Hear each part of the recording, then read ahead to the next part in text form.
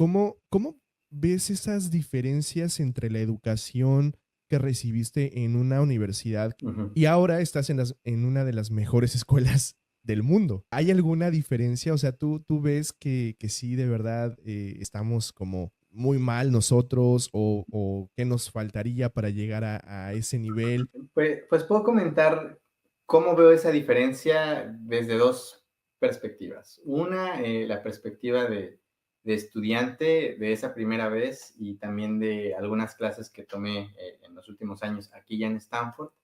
Y otra, desde también la perspectiva como teaching assistant, como asistente de las clases, porque aquí parte del doctorado es que tienes que ser teaching assistant 3 veces. Entonces, lo hice ya una vez, actualmente lo estoy haciendo otra vez y básicamente apoyas con alguna de las clases. Entonces, lo que yo detecto o la principal diferencia que detecto entre un sistema y otro, quizá es la cantidad de recursos, digamos, que se ofrecen a los estudiantes para aprender. Creo que tiene que ver mucho con los recursos o con las oportunidades que se le dan a los estudiantes para aprender, porque tomas tu clase, que es la clase donde está el profesor y explica cosas, pero eso no es todo. O sea, después de clase existe una cosa que le llaman secciones de discusión.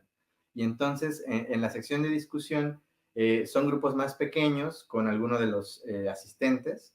Y entonces el trabajo de los asistentes es resolver problemas con ellos, resolver sus dudas y también tienen siempre como una especie de hoja de trabajo que tiene preguntas importantes, ¿no? Para seguir pensando sobre los conceptos, para resolver problemas simples y se trabajan en grupo. Entonces tienes una mesa de 4 estudiantes trabajando juntos en el mismo problema y si se atoran con algo, le hablan al asistente, el asistente explica y ya. Entonces, ese es uno de los elementos.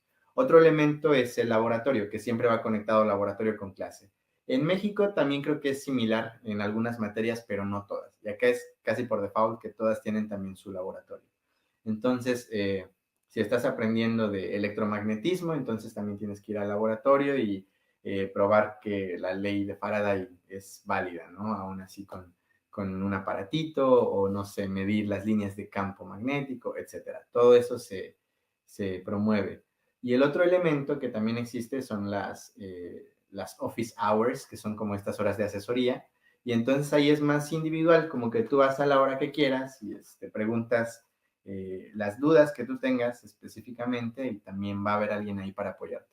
Entonces siento que son 4 elementos que están presentes en el proceso de enseñanza y que además hay mucha disponibilidad, hay mucha gente dispuesta a resolver tus dudas. Entonces, esa cantidad de recursos creo que ayuda mucho a que la experiencia de aprendizaje sea como más sólida, ¿no? En el sentido de que te estás exponiendo todo el tiempo al material de diferentes perspectivas, de diferentes maneras, y eso yo creo que refuerza mucho el entendimiento.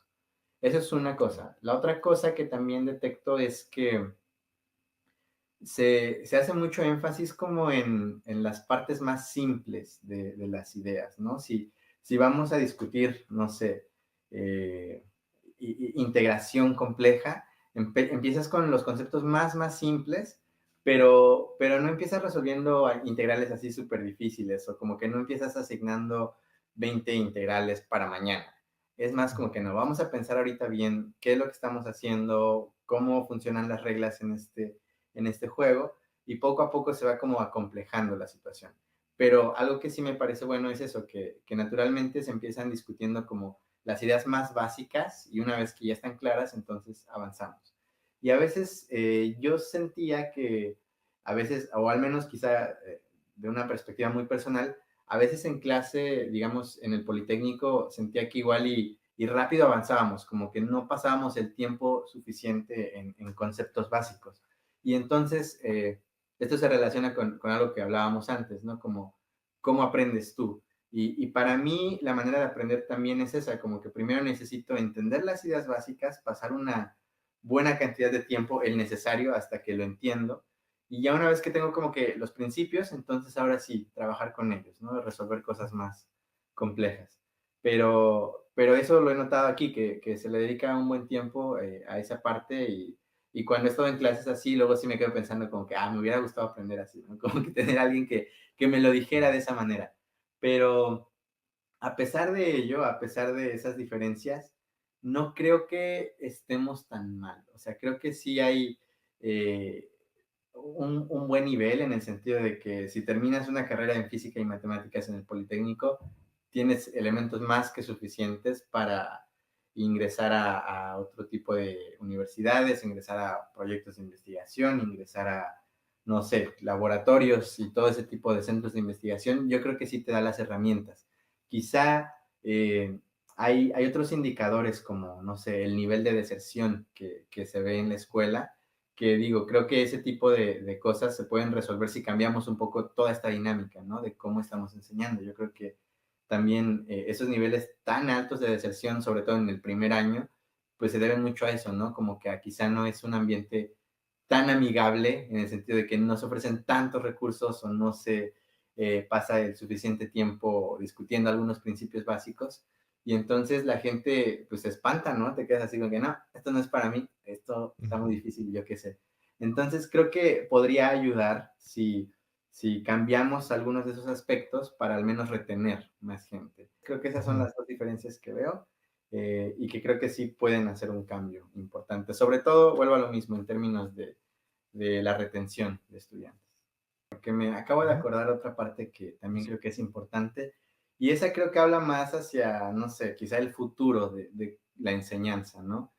Porque es algo que se está apenas implementando aquí en Stanford, es relativamente nuevo, tendrá un par de años o más, pero es como algo que apenas se está empezando a meter en diferentes clases y es lo que llaman el aprendizaje activo, ¿no? Que quizá tú Mm. sepas mucho al respecto. Pero entonces es esta idea de que las clases tampoco son únicamente el maestro explicando mil conceptos y desarrollando cosas en el pizarrón, sino que es el maestro explicando un par de conceptos y ahora viene una pregunta. Y entonces Ujú. los estudiantes tienen que trabajar en esa pregunta. Una vez que se responde, podemos pasar a lo siguiente y así sucesivamente. Pero es una serie de preguntas y de problemas que se van resolviendo en paralelo a la clase, no al mismo tiempo. Entonces, eso también me Sí. parece súper interesante y he tenido la fortuna de de asistir a varios seminarios o pláticas que da el profesor Carl Beeman, que premio Nobel de Física también, que Ujú. estudia mucho esta parte también de cómo es la mejor manera de enseñar.